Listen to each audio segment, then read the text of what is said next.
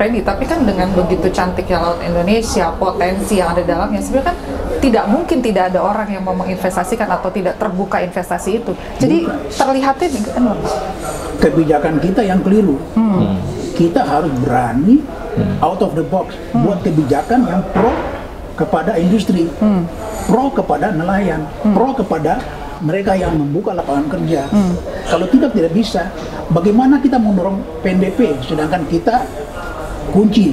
Kata kuncinya adalah industri. Industri harus berkembang dengan baik dan besar, sehingga kontribusi PNBP itu wajar lah. Pasti dia masukkan. Tapi kalau selama itu industri tidak berkembang, bagaimana kita mau paksa mereka bayar PNBP? Nggak bisa juga. Lama-lama dia kolaps. Karena suruh bayar, tapi tidak berkembang kan, akhirnya kolaps.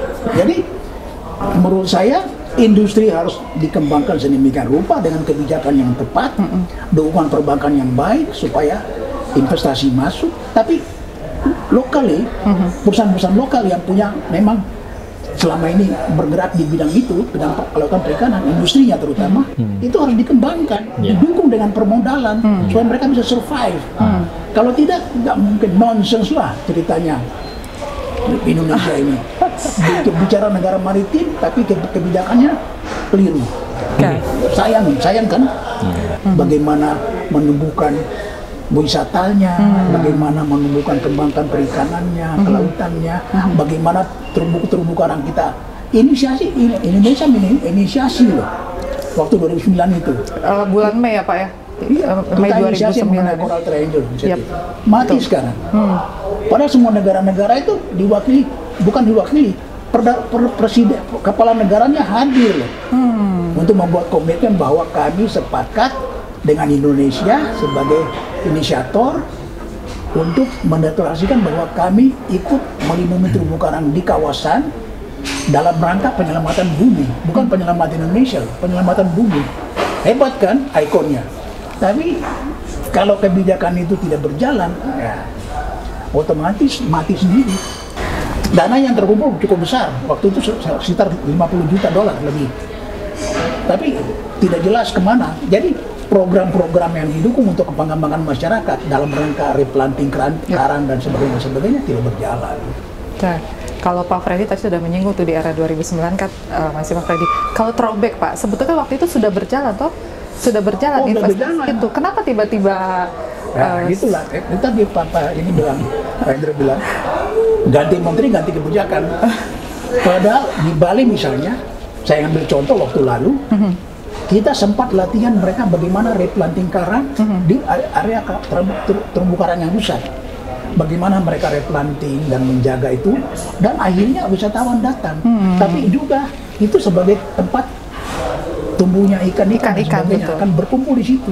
Nah, itu kan sesuatu yang menarik, dan anak-anak yang pengangguran di pantai akhirnya kita latih mereka untuk menyelam supaya bisa pakai alat. Jadi ada multiplier effect-nya, sehingga mereka punya kemampuan nyelam, tapi juga kemampuan untuk menggait wisatawan masuk ke sana, ke daerah-daerah itu yang mereka sudah terlokalisir untuk penyelamatan terumbu karang itu. Jadi itu menarik sekali untuk wisatawan datang melihat, oh kayak begini tuh Indonesia lakukan. Itu sesuatu yang baik kan, positif kan. Dan itu harus mati karena kebijakannya tidak pro kepada mereka. Padahal yang kita pikirkan itu bukan menyelamatkan Indonesia, menyelamatkan bumi loh. Dan sekarang orang baru ribut segala macam. Kita nggak usah bicara karena kita punya kemampuan laut yang begitu luas. Kita kerjakan saja dengan dana yang tidak seminimal mungkin. Kita tidak memaksa orang, tapi pengangguran keteratesi anak-anak yang tadi nganggur di pinggir pantai itu kita drill mereka, kita latih mereka untuk bisa menyelam dan replanting karang. Kan kita punya, kalau pelajaran pertama kita didik mereka, setelah itu berjalan sendiri, karena mereka merasa bahwa there is income, ada ekonomi masuk bagi mereka, meskipun sedikit tapi they can survive. Nah itulah.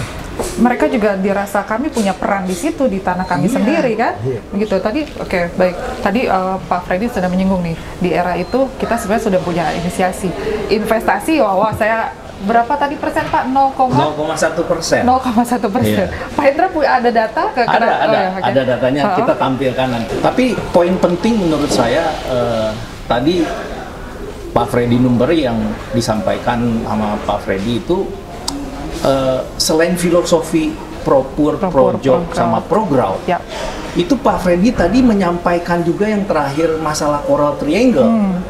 Kita juga harus berpihak ke kelestarian lingkungan. Ini sangat penting. Jadi ini yang ditekankan. Kenapa?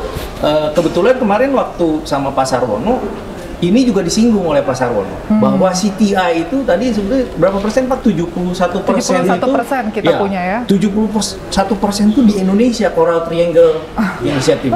Makanya ini sangat penting karena ini mega biodiversity. Ya, mega. Ini yang ditekankan sama Pak Sarwono. Jadi memang kekayaan laut kita ini memang luar biasa. Ya. Mega biodiversity-nya ini sangat kaya sekali. 71% potensinya sudah ada. Projobnya tadi sebenarnya Pak Freddy juga sudah memberikan kita sampel di Biak juga ada.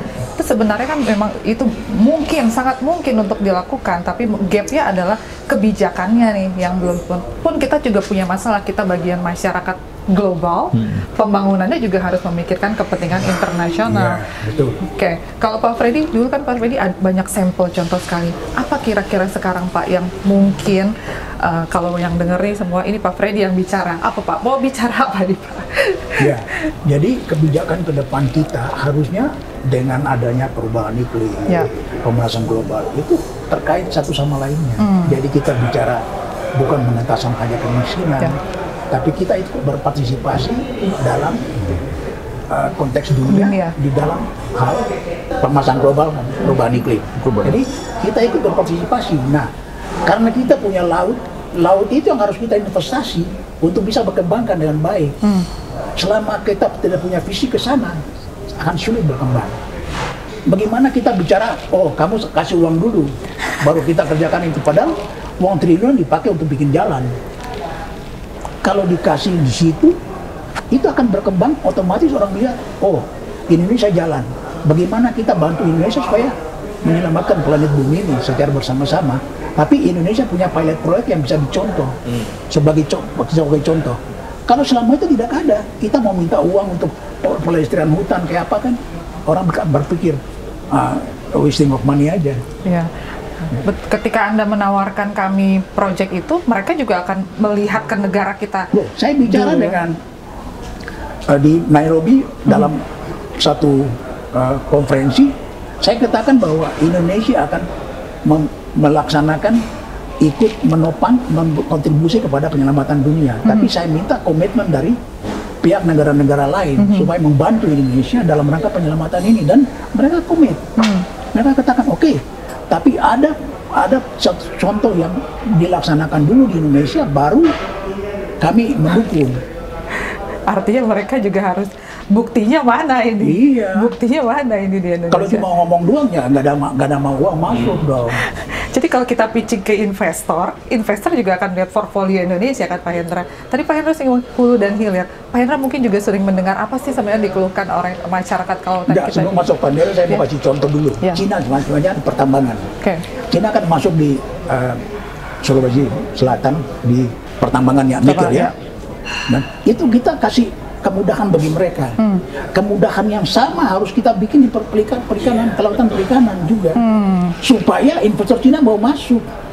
Katakan investor Cina paling dekat Cina kan, ekspor dari Biak langsung ke Cina bisa juga. Lebih dekat jaraknya. Nah, kita harus punya pola yang sama seperti pertambangan itu masuk di sektor perikanan, kelautan. Hanya dengan industri besar berkembang. Industri bukan home industri ya, saya katakan tadi industri besar ya, yang betul kapal-kapalnya tuh 1000 GT, 100 biji gitu, Indonesia. Hebat kan? Papua gini kalah, segala macam kalah. Jadi kita bikin konteks out of the box. Baca buku Ben Blank, dia tulis Jokowi a man of contradiction. Terus Turnbull mantan menteri mantan Menteri Australia, dia katakan begini, he's a man of the world, he's a leader of the world. Itu menunjukkan bahwa pada kesempatan pemerintahan Jokowi ini kita harus melakukan kebijakan yang out of the box tadi, di luar biasanya, kebiasaan biasa itu, rutinitas itu harus di luar. Dan karena Presiden Jokowi itu dia bukan hanya itu, bagi saya Presiden Jokowi juga seorang pendobrak yang militan. Pendobrak yang militan itu aturan-aturan tidak sesuai kebijakan dia rombak. Nah, harusnya di sektor kelautan perikanan ini aturan-aturan tidak memenuhi syarat dia rombak juga. Itu harusnya bisa bikin kelautan perikanan bisa bertumbuh. Kalau tidak, nonsens ceritanya.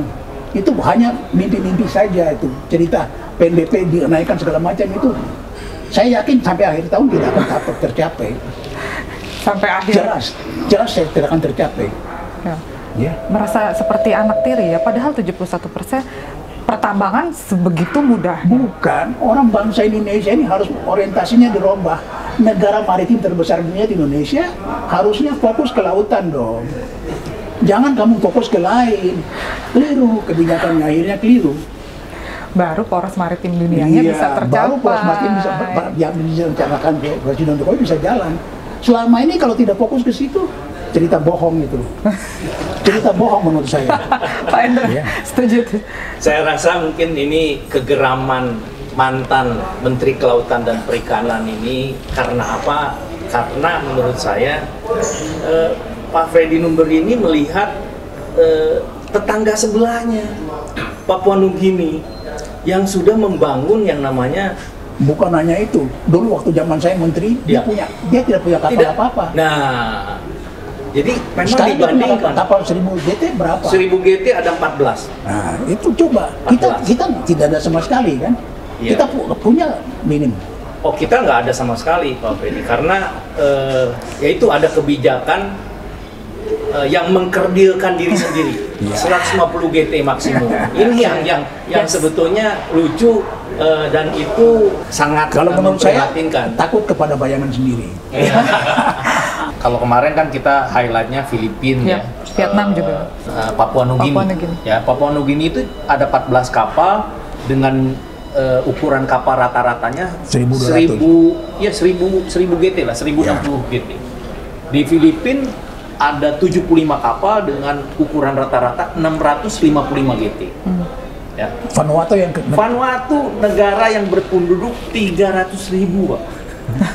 Itu mereka punya berapa? 69 kapal dengan 584 GT ukuran kapal. Indonesia punya 13 kapal doang. Itu pun beroperasi bukan di laut lepas, ya. Di teritorial kita mungkin karena pull and line itu hanya 13 kapal dengan rata-rata GT-nya 129 GT. Ini mau main di Pasifik bagaimana itu kenyataan itu seperti tadi itu, bilang, takut bayangan sendiri. Karena harusnya kita membuat kebijakan out of the box, kita kembangkan industri yang besar-besar, kita libatkan kapal-kapal asing masuk melalui infrastruktur itu yang skala besar, sehingga industri akan otomatis hidup. Nah, memang ada kekhawatiran pihak Barat, manakala Indonesia hidup industri perikanan kelautannya, mungkin negara Barat akan mati. Lupakan itu, cerita itu. Itu skenario dari dulu sih ya, itu selalu menganggap bahwa Indonesia itu pasti punya segala macam. Kalau tidak dikerdilkan, maka kita tidak bisa masuk. Kita tidak bisa berkembang. Nah, itu bisa aja kata bayangan sendiri kan. Kita nggak usah pikir Asia segala macam, kembangkan saja. Maupun Presiden Jokowi, a man of contradiction, kan?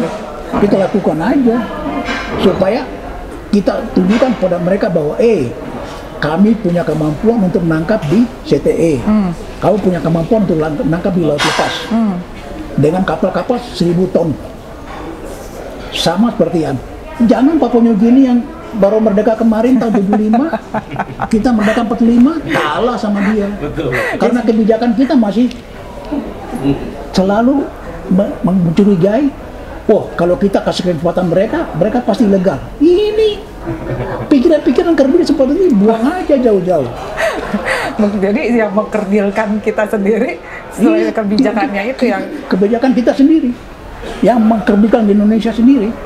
Kita tidak berani membuat seperti negara-negara berkembang itu. Bikin saja, toh kita punya institusi hukum yang bisa mengontrol kapal-kapal besar itu. Apalagi di ZEE, nggak mungkin lah kita kontrol di atas 200 mil sana. Ya, tidak mungkin lah.